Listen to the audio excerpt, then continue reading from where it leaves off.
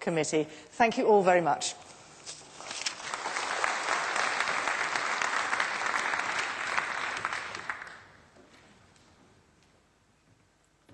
Thank you very much, Louise, for that, and also thank you for your contributions and your facilitation throughout the day.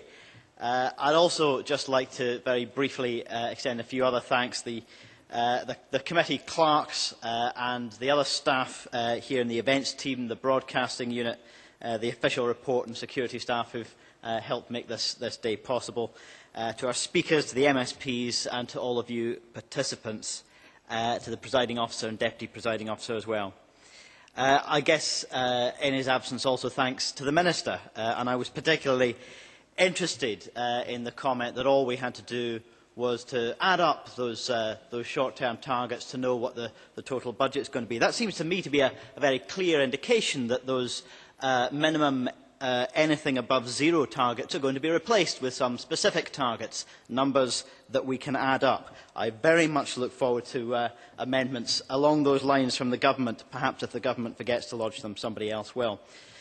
In the morning session, I was really struck by some of the generational issues that were being expressed. I grew up with a bit of a kind of environmental activist mother, as Louise knows. And I used to hear phrases like, if we don't get this right, future generations will never forgive us. I think that kind of phrase, that kind of statement is outdated now. I think we should stop saying that, because it's not about future generations anymore. It's about this generation. It's about people living on this ball of rock right now who are suffering. It's not about future generations, it's about our generation, not only having to take responsibility for our actions, but living with the harm that's already been caused around the world. And yet still, we hear of people, particularly in the rich world, seeking indulgences, as Duncan MacLaren called them in our morning session. Indulgences, things that we can do that make ourselves feel a little better but don't deal with the fundamental problem. And I lay that charge not just at individuals. There's this tension between individual effort, government effort.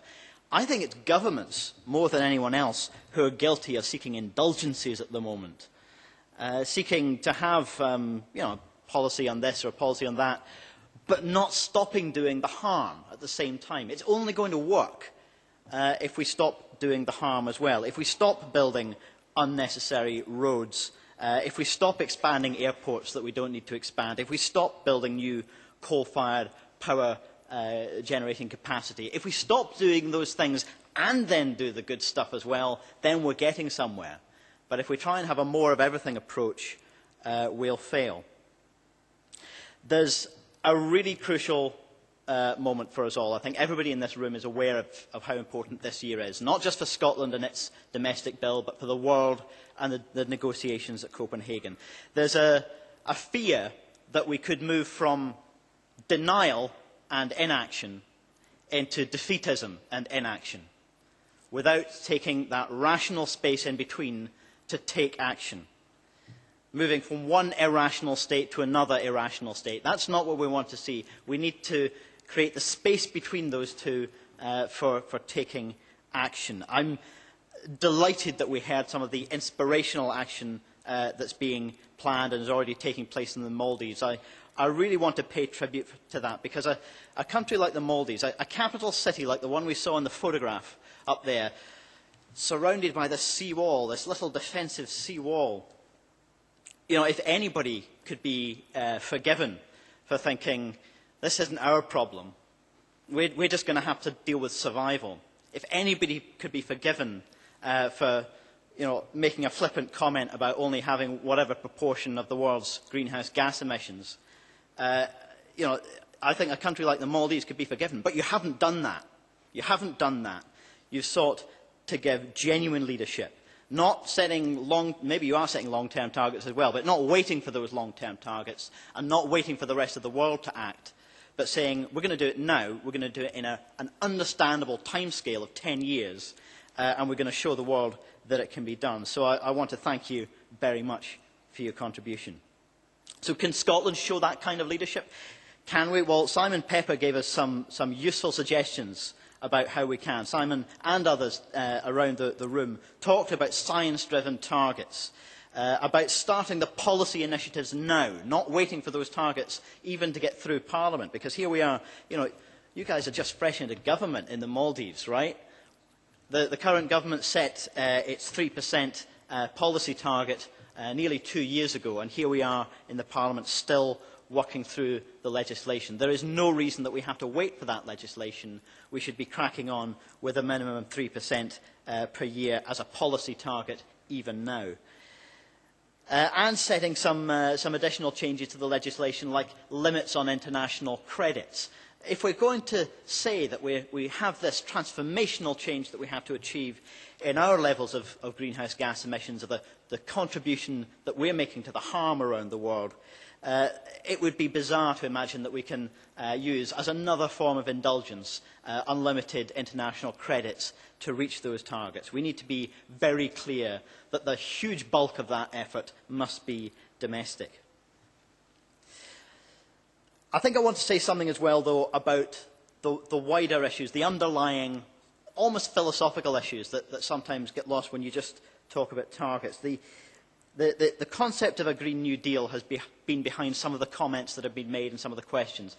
The New Deal, our predecessors, our previous generations, when they talked about the New Deal, they were facing a recession. They were also facing the prospect of war. But behind that threat was a philosophy, an ideology of fascism.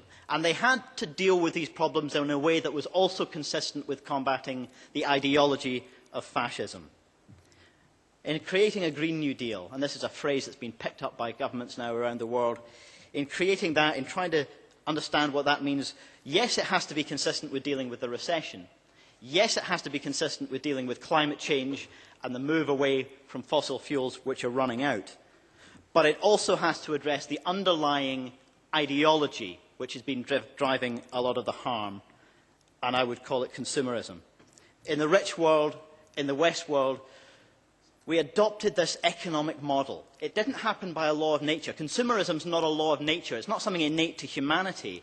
It was a very deliberate and conscious decision to adopt a political and economic model in the rich world which has allowed the rich to get richer, the poor to get poorer, half the world too fat, half the world too thin, and precious resources being plundered and squandered. It's allowed the rich world to squander the wealth that it has and to overconsume, while elsewhere, even some of the most basic human needs are left unmet. Well, if this challenge requires from us what was described here as a civilization U-turn, it's about time, isn't it? Shouldn't we welcome that opportunity to create a civilizational U-turn? So if we see the idea of a Green New Deal only as a stimulus, only as a way of reviving life in the economic model which caused this harm in the first place, then I think that in itself is unambitious. So overturning a consumer economy and creating what? A conserver economy?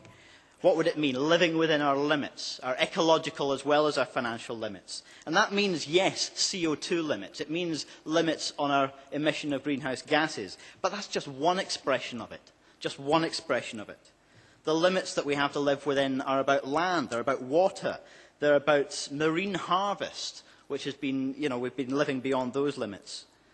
It's also, and here's the dangerous word to say, it's also got to have something to say about population. I don't know what it's got to say about population yet, because every time anybody even raises the question, they're told to get back to China. But the question is going to have to be resolved in some way. In some way. I don't know exactly how. What I believe, though, is that it's going to have to redefine what progress means. It's going to have to come to an accommodation with the idea that economy shares its roots with ecology. It's not just about money. The economy is not just about money. I don't know where that idea came from. The economy is about all of life. And if sustainable economic growth is to mean anything, if I'm ever going to stop laughing at that phrase and thinking of it as a contradiction, what it requires from government as well as from individuals is a change of mindset. not just a set of targets. Let's focus absolutely over the next few weeks and months as the climate change bill moves through the committee on getting those targets right, on getting the framework right. But let's not imagine that setting the targets in itself will mean that it's job done. Once the climate change bill is passed, that's only the beginning of a transformational change in our economy, our society and our politics. I hope that you'll all continue to contribute to that transformational change. And thank you all for your contributions during the day.